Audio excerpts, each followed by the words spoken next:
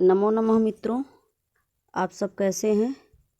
आइए आज हम गद्य भारती कक्षा 10 के जो पाठ्यक्रम में लगा हुआ है, पहला पाठ कवि कुल गुरु कालिदास है।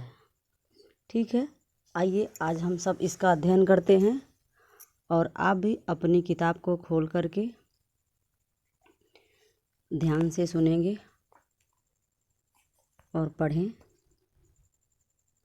महाकवि कालिदास है, संस्कृत कवि नाम मुकुट मणिरस्ति। महाकवि कालिदास संस्कृत कवियों के मुकुट मणि हैं। न केवलं भारत देशस्य अपितु समग्र विश्वस्य उत्कृष्ट कविषु स एकतमो अस्ति। न केवल भारत देश के बल्कि संपूर्ण विश्व के श्रेष्ठ कवियों का यह मानना है, अर्थात वह केवल भारत देश के श्रेष्ठ कवियों में ही नहीं बल्कि विश्व के संपूर्ण श्रेष्ठ कवियों में प्रमुख हैं।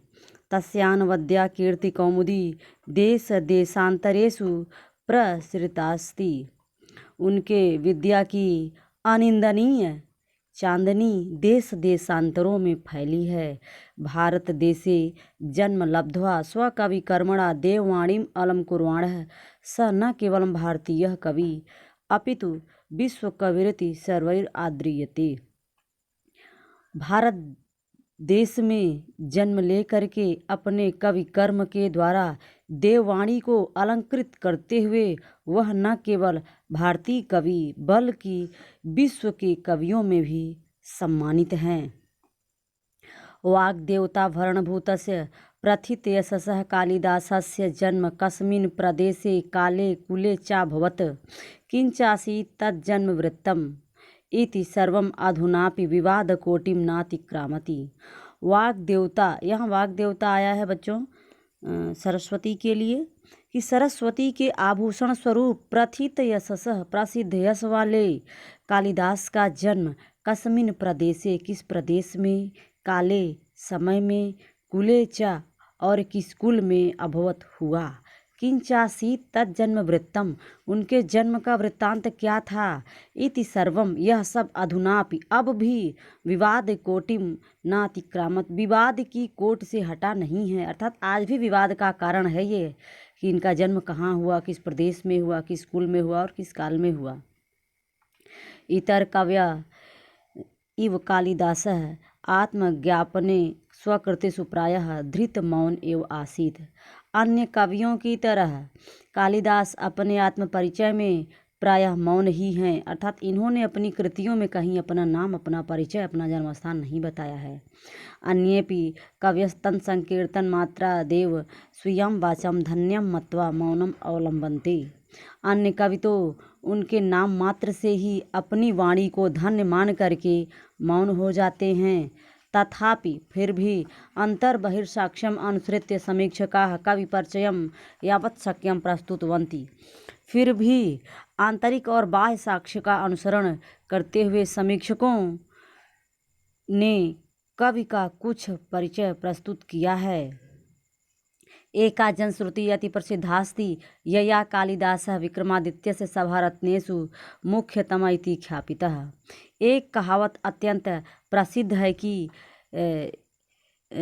जो ये कवि कालिदास थे विकृत्य के सभा रत्नों में से प्रमुख थे, परंतु अत्र परा विडम्बना समुत्पद्यते, परंतु यहाँ दूसरी विडम्बना उत्पन्न हो जाती है। विक्रमादित्यस्यापि स्थिति कालः सूत्राम स्पष्टो नास्ति।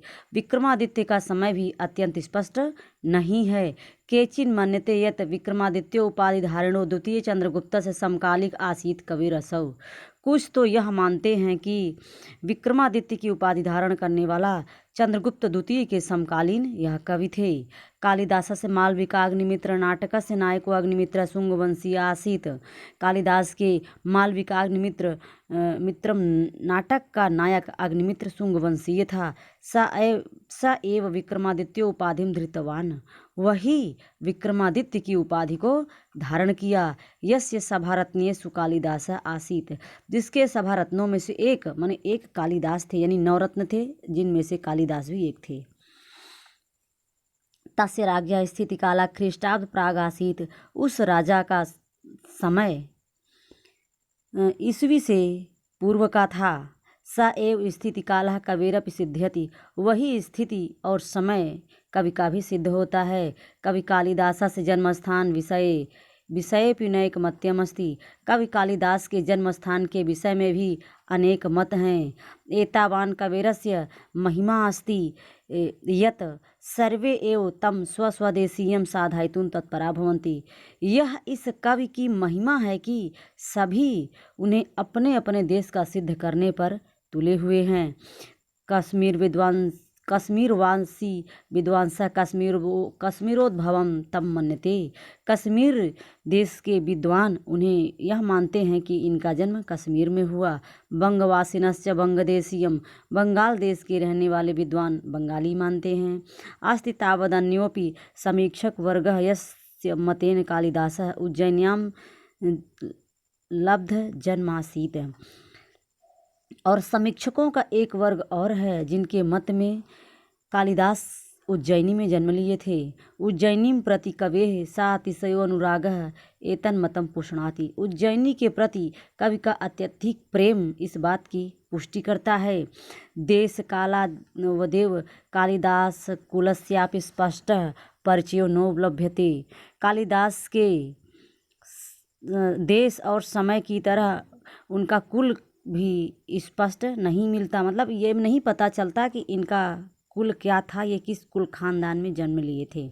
तस्य कृतिषु वर्णाश्रम धर्म व्यवस्थायाः यथा तथ्येन प्रतिपादनेन एतत् अनुमीयते यत् तस्य जन्म विप्रकुले भवत्। उनकी कृतियों में वर्णाश्रम धर्म व्यवस्था का ज्यों का त्यों यथा तथ्येन माने ज्यों का त्यों प्रतिपादन होने से एतद् अनुमीयते यह अनुमान लगाया जाता है यत् कि तस्य जन्म विप्रकुले अभवत्। उनका जन्म ब्राह्मण कुल में हुआ। भावनया सा शिवानुरक्ता च आसीत्। और भावना से वह शैव थे। तथापि फिर भी तस्य धर्म भावनायां मना गपि संकीर्णता न आसीत्। फिर भी धार्मिक भावना के प्रति उनके मन में तनिक भी संकीर्णता नहीं थी। मतलब किसी भी भावना के वो विरोधी नहीं थे।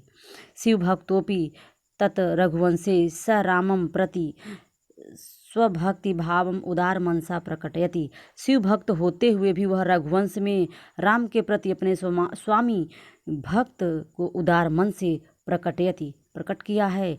कालिदासस्य जीवन वृत्तम सर्वथा अज्ञान अंधकारच्छन्नम अस्ति। कालिदास के जीवन वृत्त हमेशा अंधकार से ढका हुआ ही है। तद विषय का अनेक जनश्रुतयः लब्ध प्रसृतास्सन्ति। उनके जन्म स्थान उनके विषय में अनेक कहावतें फैली हुई हैं, किंतु ताः सर्वा ईर्ष्या कलुष कसायित चित्तानां कल्पना प्रारोहा एव अतएव सर्वथा चिंतत्या सन्ति। किंतु वह सभी ईर्ष्या और कलुषित भावना से तथा कल्पना से ओतप्रोत और हमेशा चिंतनीय। अर्थात कहने का मतलब यह है कि जो उनके जन्म स्थान के विषय में जो बातें आप सुनते हो या आपने पढ़ा है, ठीक, वह सब ईर्ष्या और कलुषित भावना से ओतप्रोत हैं। अतः यह हमेशा चिंता का विषय है या यह चिंतनीय है। कालिदासस्य नव नव उन्मेषशालिन्या प्रज्ञा उन्मीलनम तस्य कृतिषु नास्ति कस्यचित् कवि कस्यचित् सुधि परोक्षम। कालिदास की नई नई प्रतिभा से युक्त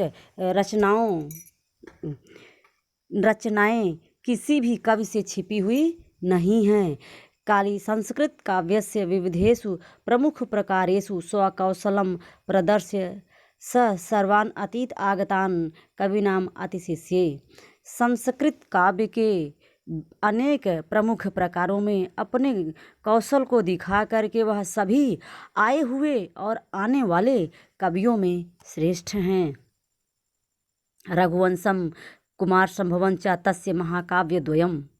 रघुवंशम और कुमार संभवम यह इनके दो महाकाव्य हैं। मेघदूतम ऋतुसंहारम खंड काव्य। मेघदूतम और ऋतुसंहारम ये खंड काव्य है।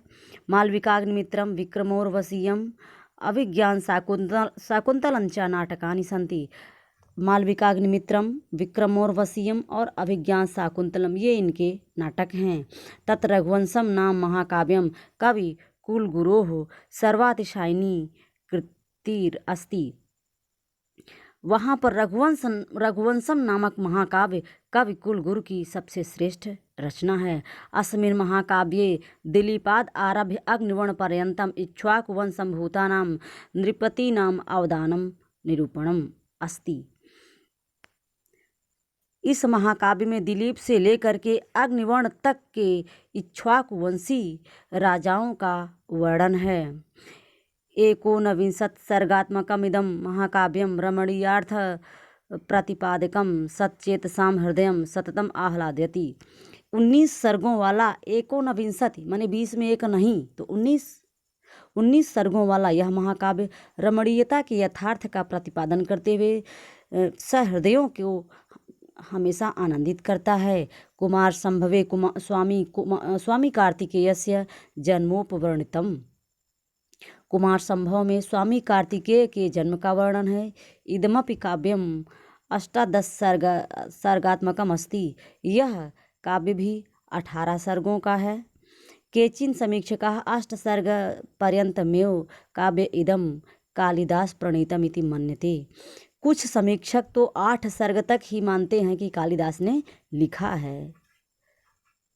अगर आप भी हायर में जाएंगे तो एक आपको टीका मिलेगी मल्लीनाथ की, तो उन्होंने 8 सर्ग तक ही इस पे टीका लिखी है और उन्हीं की टीका प्रमाणिक मानी जाती है। और यह माना जाता है कि यह महाकाव्य केवल 8 सर्गों तक ही लिखा गया है, इसके बाद जो है किसी अन्य ने लिखा है।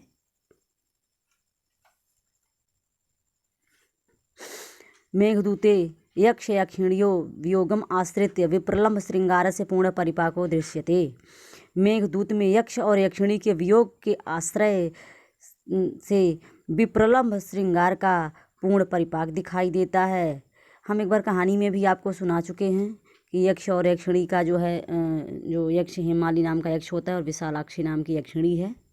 तो ये जो है जो यक्ष है एक मेघ के माध्यम से अपना संदेश अपनी प्रियतमा यक्षिणी तक जो है भेजता है। और ये दूत की कल्पना जो है वाल्मीकि रामायण से ली गई है या ब्रह्म वैवर्त पुराण से लिया गया है। ऋतु संहारे अनवर्थतया षड ऋतूनाम वर्णनमस्ति। ऋतु संहार में अर्थ के अनुरूप 6 ऋतुओं का वर्णन, अर्थात जैसा लिखा हुआ है कि ऋतु संहार अर्थात 6 ऋतुओं का वर्णन है। मालविकाग्निमित्र नाटके अग्निमित्रस्य मालविकायाश्च प्रेमाख्यानमस्ति। मालविकाग्निमित्र नाटक में अग्निमित्र और मालविका के प्रेम का वर्णन है। पंचात्मके विक्रमोर्वशीये पुरूर्वश उर्वश्याश्च प्रेम कथा वर्णिता। 5 अंकों वाले विक्रमोर्वशीयम में पुरूर्वा और उर्वशी की प्रेम कथा का वर्णन है। अभिज्ञान शाकुंतलम स्वनाम धन्यमस्य अस्य कवे सर्वश्रेष्ठ नाट्यकृतिरस्ति। अभिज्ञान शाकुंतलम अपने नाम से ही धन्य इस कवि की सबसे श्रेष्ठ नाट्य रचना है। नाटकेस्मिन् सप्तांकाः सन्ति। इस नाटक में 7 अंक हैं। मेनकया पुरुषोत्तोज्झितायाः शकुन्तैश्च पोषितायाः तदनुकण्ठेन परिपालितायाः शकुन्तलायाः दुष्यन्तेन सहोद्विवाहस्य कथा वर्णिता अस्ति। मेनका के द्वारा जन्म दे करके त्यागी गई और पक्षियों के शकुन माने होता है पक्षी, ठीक है ना, उसी का जो है रूप चला है। तो तृतीया के बहुवचन में बनता है शकुन्तई, जैसे रामा ही वैसे शकुन्तई, ठीक है ना। जैसे राम रामौ रामा तो शकुंता शकुंतौ शकुंता शकुंतम शकुंतौ शकुंतान शकुंतेन शकुंताभ्यम शकुंतई, ठीक है। तो राम के जैसा रूप इसका भी चला है। तो शकुंतैश्च पोषितायाः और शकुन माने पक्षियों के द्वारा पोसी गई। तद अनु इसके बाद कण्वेन परिपालिता इसके बाद कण्व के द्वारा पाली गई। शकुंतलायाः शकुंतला का दुष्यंतेन सह दुष्यंत के साथ विवाह से कथा वर्णिता अस्ति। विवाह की कथा का वर्णन है। शाकुंतल विषय प्रतितैस भणिति। शाकुंतल के विषय में यह कहावत प्रसिद्ध है। काव्येषु नाटकम रम्यम तत्र रम्या शकुंतला, अर्थात काव्यों में नाटक रमणीय होता है और नाटक में जो शाकुंतल नाम का नाटक अर्थात जो अभिज्ञान शाकुंतल नाम का नाटक है वह सबसे अधिक रमणीय है। एतन्नाटकम प्राच्यै पौरस्त्यै समीक्षकै बहु प्रशंसितम, इस नाटक को आधुनिक और पाश्चात्य समीक्षकों के द्वारा बहुत अधिक प्रशंसित किया गया, अर्थात इसकी प्रशंसा बहुत अधिक की गई है। वस्तुतः कालिदास मूर्धन्यतमः भारतीय कविरस्ति, वास्तव में कालिदास श्रेष्ठ, मूर्धन्य माने श्रेष्ठ भारतीय कवि हैं। एक तस्य कृतिषु काव्योचित गुणानाम समाहारः दृश्यते, एक तो माने उनकी कृतियों में उनकी रचनाओं में काव्योचित गुणों का समूह दिखाई देता है, और अपरश्च और दूसरी ओर भारतीय जीवन पद्धते है सर्वांगीणता तत्र रराजते, और दूसरी ओर भारतीय जीवन पद्धति की सर्वांगीणता सुशोभित होती है। रराजते माने सुशोभित होना, ठीक है ना, राज धातु है, कोई प्रत्यय है। काव्योत्कर्ष दृष्टया तस्य काव्येषु मानव मनसा सूक्ष्म अनुभूतीनाम इंद्रधनु कस्यापि सहृदयस्य चित्तम आवर्जयितुम पारयति।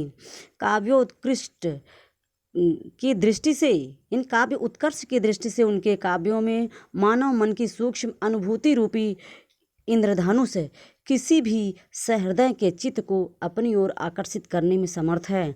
प्रकृत्यपि स्वजडत्यम विहाय सर्वत्र मानव सहचरी वाचरति, प्रकृति भी अपनी जड़ता को छोड़ करके मानो सब जगह मानव की सहचरी की भांति आचरण करती है। रघुवंशे दिग्विजयार्थम प्रस्थितस्य रघो सभाजनम वन वृक्षा प्रसून वृष्टि भी संपादयंती, रघुवंश में दिग्विजय के लिए प्रस्थान किए हुए रघु के सभाजन के रूप में, अर्थात जिस मार्ग से वो आ रहे थे, तो भाई जैसे राजमार्ग होता है आपके यहाँ की, जैसे सड़क है तो दोनों ओर वृक्ष लगे होते हैं, तो मानो ये लग रहा था कि ये जो वृक्ष दोनों हैं ना ये दरबारी हैं, राज दरबार में जो सैनिक गण होते हैं ये हैं, और फूलों की जैसी ये वर्षा कर रहे हों। तो रघुवंश में दिग्विजय के लिए प्रस्थान किए हुए रघु के सभाजन के रूप में जो वन वृक्ष थे वह फूलों की, प्रसून मन होता है पुष्प या फूल, फूलों की वर्षा करते हैं। मेघे विरहो उत्कंठिता से यक्षा से प्रेम विह्वलता या अद्वितीय सृष्टि परिलक्षते, मेघदूतम में विरह से उत्कंठित यक्ष की प्रेम विह्वलता का अद्वितीय सृष्टि परिलक्षित होता है। तत्र वाह्यांत प्रकृत्यो मर्म स्पर्श वर्णनम अस्ति, वहाँ बाह्य प्रकृति का मर्म स्पर्शी वर्णन है। काव्य दृष्टया मेघा धूमत ज्योति सलिल मरुताम सन्निपातो न भूत्वा एका संवेदनशीलः मानवो उपमः प्राणी अस्ति, कवि की दृष्टि में मेघ, धुआं, प्रकाश, जल और हवा के समूह से न बन करके एक संवेदनशील प्राणी है।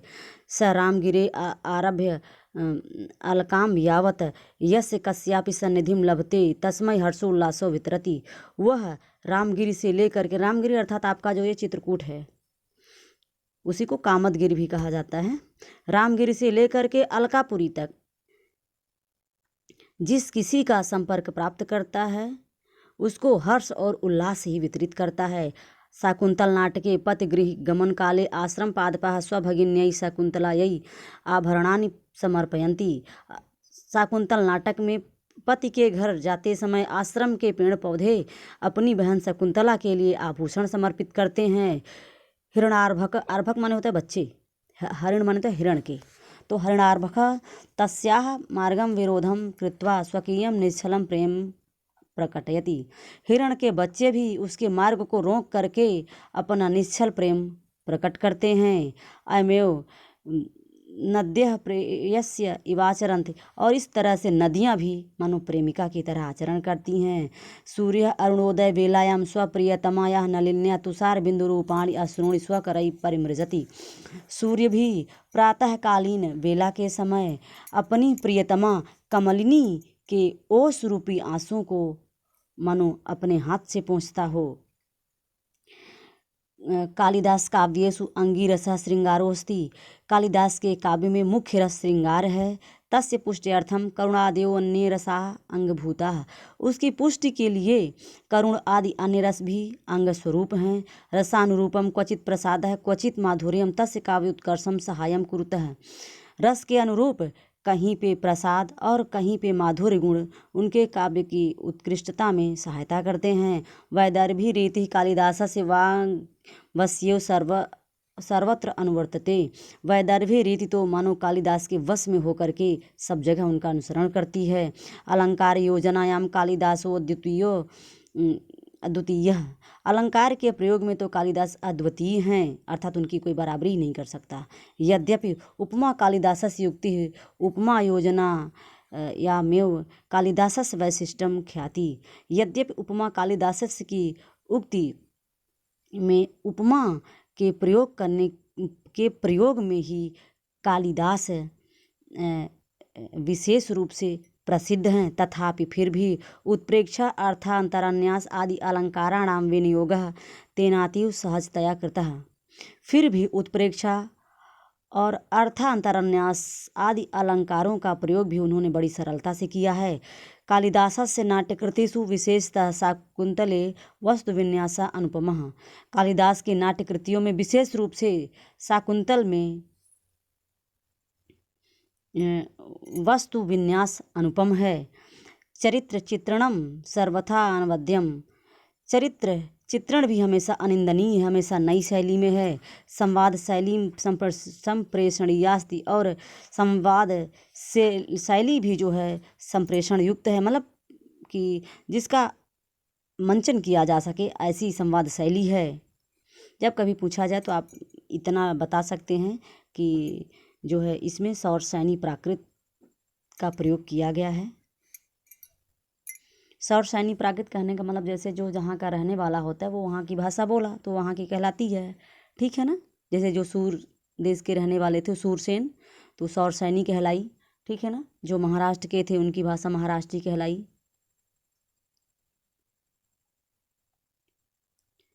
तो आइए आगे देखते हैं। सममेव माने साथ ही भारतीय संस्कृत्य अनुमतानां धर्म अर्थ काम मोक्ष मूलानां मानव मूल्यानां प्रकाशनम कालिदासस्य वैशिष्ट्यम अस्ति। साथ ही साथ भारतीय संस्कृति के मतानुसार धर्म अर्थ काम आदि नैतिक मूल्यों और मानव मूल्यों का प्रकाशन ही कालिदास की मुख्य विशेषता है। आश्रम वासिनी शकुंतलां निर्वण्य मनसि काम प्ररोह अनुभूय दुष्यन्तः तावत् वाञ्छन्ति न लभते यावत् क्षत्रिय परिग्रह क्षमां विश्वामित्रस्य दुहितम् इति न वैति। आश्रम में निवास करने वाली शकुंतला को देख करके, उसके लावण्य को, उसकी सुंदरता को देख करके दुष्यंत के मन में उत्पन्न हुई जो काम की भावना है, जो प्रेम भावना है, उस प्रेम भावना को वह तब तक नहीं प्रकट करता, मतलब वह तब तक शकुंतला से नहीं कहता कि मैं तुमसे प्रेम करता हूँ, जब तक वह ये नहीं जान लेता ये क्षत्रिय की कन्या है। क्योंकि उसके मन में भी ये संदेह हो उठा ना कि जो है यहाँ तो ब्राह्मणों का आश्रम में जो है तपस्विनियों का निवास है, तो यहाँ इतनी सुंदर कन्या कैसे हो सकती है। और जब तक कि वह यह नहीं जान लेता कि यह जो है क्षत्रियों के द्वारा विवाह की जाने योग्य यह विश्वामित्र की पुत्री है। कण्वस्य अनुज्ञां विना गंधर्व विधिना कृतः विवाह उभवापि तावत् प्रताड़यति यावत् एकता शकुंतला मारीची आश्रमे तपस आचरणेन अवज्ञाजनितं कलुषम न क्षालयति। कण्व की आज्ञा के बिना किया गया गंधर्व विवाह उन दोनों को तब तक पीड़ित करता है जब तक कि शकुंतला मारीच के आश्रम में तपस्या के आचरण से अवज्ञानित कलुष अर्थात बिना आज्ञा के जो विवाह की थी, ठीक है ना, उस कालिक को जो है या उस अपनी गलती का पश्चाताप नहीं कर लेती। और अपरतः और दूसरी ओर दुष्यंत अंगुलीय लाभेन लब्ध स्मृति शतभृशं पीड्यमानः प्रायश्चित अग्नौ आत्मशुद्धिं न कुरुते। और दूसरी ओर अंगूठी प्राप्त हो जाने पर जब फिर से दुष्यंत को शकुंतला की याद आ जाती है तो वह जो है तब तक पीड़ित होता है जब तक उसकी आत्मशुद्धि नहीं हो जाती।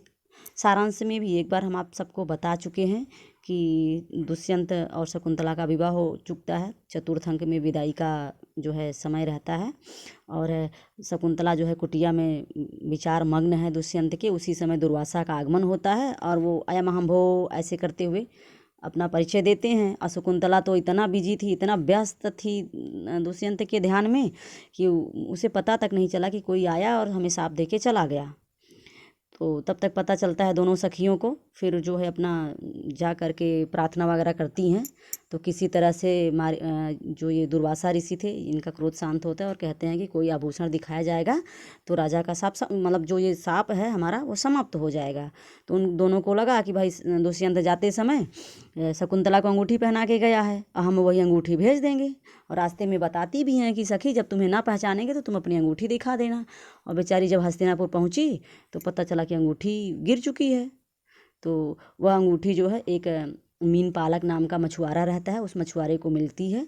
और मछुआरा जब वो बेचने जाता है बाज़ार में तभी जो है दो पुलिस वाले सिपाही, जानूक और सूचक नाम रहता है, ये दोनों देख लेते हैं और उनको लगा कि चोरी किया है। और वो पकड़ के ले आता है कि हम राजा से इसको दंडित करवाएंगे। और राजा जब वो अंगूठी देखता है तो उसको शकुंतला की याद आ जाती है। इसी के आधार पे इस नाटक का नाम ही पड़ा कि अभिज्ञान, माने फिर से शकुंतला का ज्ञान हुआ हो, जिससे वही है अभिज्ञान। तो अभिज्ञान माने अंगूठी। ठीक है, तो आगे देखते हैं। तदनंतर में उसके बाद ही तयो दाम्पत्य प्रेम निष्कलुषम भवति, उसके बाद उन दोनों का प्रेम जो है मतलब कलंक रहित हो जाता है। कैसे हो जाता है भाई? वो त्याग देता है कि हम नहीं पहचानते आपको, हम तो दूसरी स्त्री के बारे में सोचते नहीं हैं, मान ले देखना पाप है। और इधर उसको भी भूल चुकता है, भाई सांप का प्रभाव पड़ गया था। तो वो अपना चली जाती है, उसकी माँ मेनका जो है अदृश्य रूप में आती है और उसको मारीच के आश्रम में लेके चली जाती है। और वहीं उसका पुत्र जो है सर्वदमन, जिसका नाम भरत पड़ता है, वहीं पे वो भी पलता बढ़ता है। 5-6 साल का हो जाता है जब इनका मिलन होता है। तो कहने का आशय कि उन दोनों का दाम्पत्य प्रेम जो है कलंक रहित हो जाता है और पुत्र के रूप में वो फलित होता है। रघुवंशे कालिदास रघुवंशी नाम चित्रणम तथा करोति यथा भारती जीवनस्य उदात्त दर्शनानां सम्यक दिग्दर्शनम भवेत। रघुवंश में कालिदास ने रघुवंशियों का चित्रण वैसा ही किया है जैसा भारतीय जीवन पद्धति के अनुरूप हो। कहने का आशय जैसे भारतीय जीवन पद्धति में जैसे दिखाई देता है वैसा ही, और कहने मतलब जो वर्तमान में जो चलता है, जैसा उनका जीवन था वैसा ज्यों का त्यों उन्होंने अपनी रचना रघुवंश में रघुवंशियों का वर्णन किया है। रघुकुलजाह राजाना प्रजा क्षेमाय बलिम हरन, रघुकुल के राजा प्रजा के कल्याण के लिए, प्रजा से क्षेम माने होता है एक तरह से कल्याण, बलिम आहरण माने आज के ज़माने का बोले तो टैक्स, ठीक है ना, उस समय कर, उसको कर कहा जाता है, कर वसूलना। तो प्रजा के कल्याण के लिए नाम मात्र का टैक्स लेते थे, कर वसूलते थे। मित संयत भाषणस्ते, और सोच समझ करके हमेशा बोलते थे, उटपटांग नहीं बोलते थे कि जिसको जब चाहा जब बोल दिए। नपितुली जिसको कहा जा सकता है, कभी अपशब्द नहीं प्रयोग करते थे किसी के लिए। सदा सत्यनिष्ठा आसन, और हमेशा सत्यनिष्ठ थे, हमेशा वो सत्य बोलते थे। और आपने सुना भी होगा ना कि रघुकुल रीत सदा चली आई, प्राण जाए पर वचन न जाए। तो ये रघुवंशी राजाओं का ही चित्रण है। यशः कायास्ते तदर्थम प्राणानापि त्यक्तुम सदैव उद्यता भवन, यश के लिए माने सम्मान के लिए हमेशा वो अपने बात को पूर्ण करने के लिए जो है हमेशा प्राण देने के लिए भी वो तत्पर रहते थे। केवल संत्यर्थे ते गृहधेमिनो गृहमेधिनो बभूव, केवल संतान के लिए वो गृहस्थ होते थे।